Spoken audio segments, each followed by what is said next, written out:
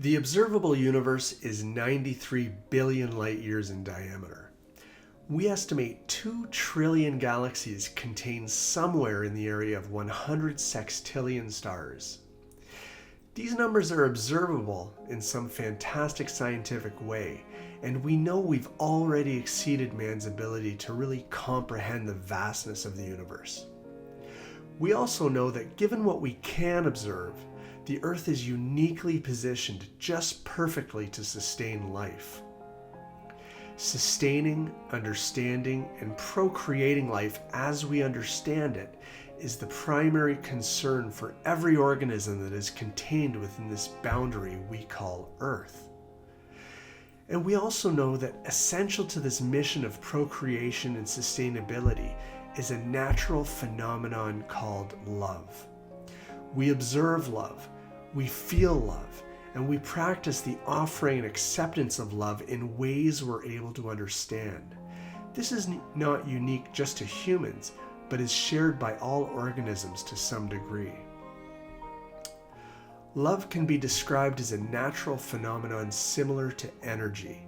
It can be created, harnessed, transferred, withheld, increased, and transmuted.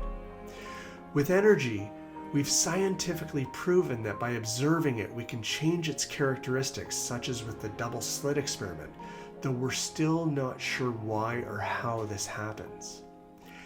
Albert Einstein was able to quantify the equivalence of mass and energy, showing us how energy can be converted into matter and vice versa.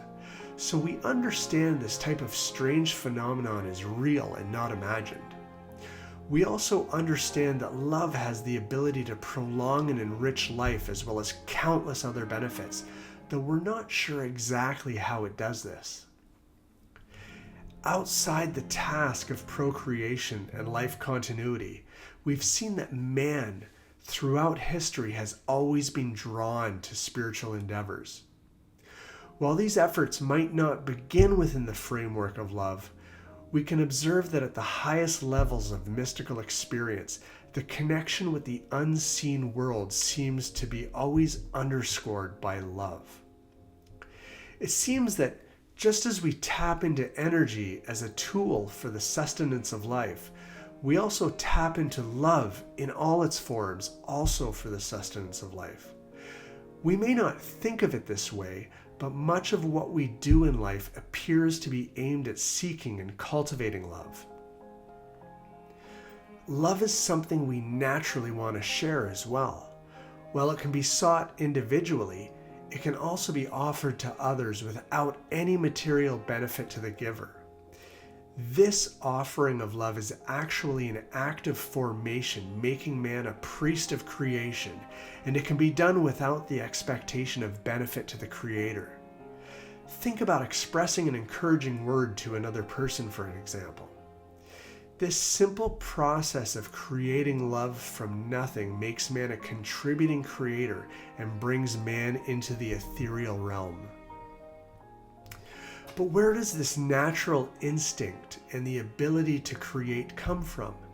And why does this ability find itself in a constant battle with forces trying to stop its manifestation? Why does it seem that circumstances in the world continuously try to hinder us from our role as co-creator?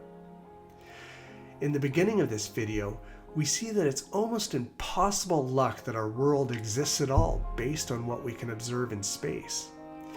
Is it possible that this confluence of cosmic contingencies was actually initiated through love, then further supported through energy?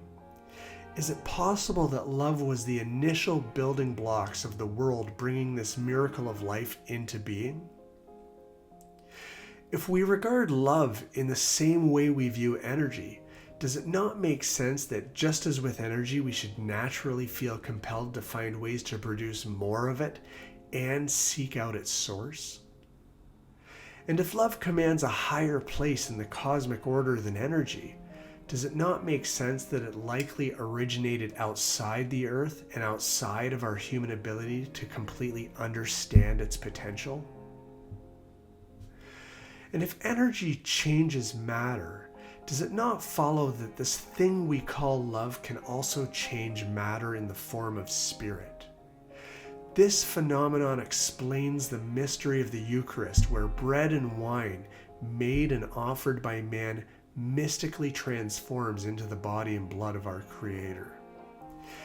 If love was the great initiating force for this earthly experiment, and love is an external phenomenon that was essential to our creation, does it not make sense that the entity acting as the progenitor or God of this earthly experiment would want to bind love to his most impressive creation? Well, we believe he did do this in the only way that we could understand it, through the birth and resurrection of Jesus Christ.